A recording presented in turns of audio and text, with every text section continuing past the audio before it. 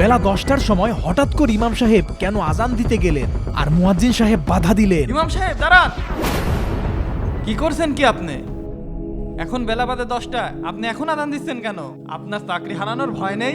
আমার চাকরির দরকার নেই, আমি এখন আজান দেবই। আজান দেওয়ার দায়িত্ব তো আমার। আপনি এই সময় আজান দিলে আমার চাকরি থাকবে? শোনো, একজন ইমাম হয়ে একজন মুয়াজ্জিম হয়ে যে সম্মান পাওয়ার কথা, সেই সম্মান যেখানে নেই সেই জায়গায় আমি চাকরি করব না। আমি এখন আজান দেবই। ইমাম সাহেব, আল্লাহু আকবার, আল্লাহু আকবার। ক্যাশিয়ার সাহেব, শুনলাম আপনাদের ইমাম সাহেব নাকি চাকরি ছেড়ে দিচ্ছে। কি বলছো এসব? চাকরি ছাইড়ে দেবে না তো কি করবে?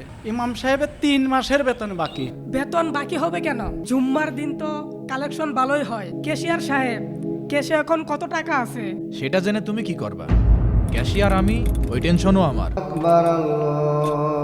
কি ব্যাপার, আজান হচ্ছে মনে হচ্ছে?